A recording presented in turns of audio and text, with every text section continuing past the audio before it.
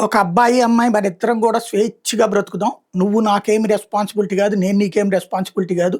నాకిష్టమైతే నీ దగ్గరకొచ్చి పడుకుంటా. నీకిష్టమైతే నువ్వు నా దగ్గరకొచ్చి పడుకో. కాపోతే నువ్వు పడుకునేటప్పుడు నాకిష్టమైనట్టే ఉండాల. అలాగే నీకు నేనేమి వండి పెట్టాల్సిన అవసరం లేదు. నాకిష్టమైతే వండి పెడతా.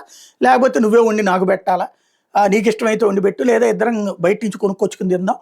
మనిద్దరం భార్యాభర్తలం గాదు. కానీ కలిసి కాపురం చేద్దాం. ఇదే గదా సహజీవనం అంటే. ఈ సహజీవనంలో కొన్ని రోజులైన తర్వాత మోజు తీరిపోయిన తర్వాతన ఏదైనా సరే గుప్పెట పెట్టినంతసేపే అందం. సెక్స్ చేయనంతసేపు అమ్మాయిని అందంగానే కాదు. సెక్స్ చేసినప్పటి నుంచి ఒక రొటీన్ అయిపోతుంది. ఇదే భార్యాభర్తల బంధంలో జాగ్రత్తగా పాత రోజుల్లో మెయింటైన్ చేసింది.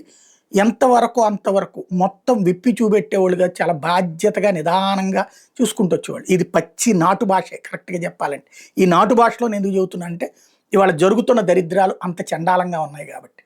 ఇప్పుడు అట్లాంటి వాటిట్లో ఒకటి అయిపోయిన తర్వాత అప్పుడు ఇక ఎవరి బతుకు ఆళ్ళదే అనుకున్నాకంటే మనిద్దరం కలిసి ఉందాం, ఇష్టం వచ్చిన 2 రోజులు ఉందాం, తర్వాత పోదాం అనుకున్నాక. ఆ తర్వాత వెళ్ళిపోయాక అబ్బాయి నాకు నచ్చలేదు, ఇంక చాలు మనిద్దరి ఎంజాయ్‌మెంట్ ఇక చాలని అవతలకెళ్ళిపోయాడంటే అప్పుడు అబ్బాయి మీద రేప్ కేసులు పెడుతున్నారు.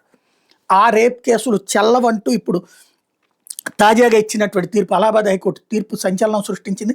వెస్టర్న్ కల్చర్ ప్రభావంతో యువతలో లివ్ ఇన్ రిలేషన్‌షిప్ ధోరణి పెరిగింది అని అభిప్రాయపడింది. బ్రేకప్ తర్వాత మహిళల అత్యాచార ఆరోపణలతో పురుషుల మీద ఎఫ్ఐఆర్ నమోదవుతున్నాయండి.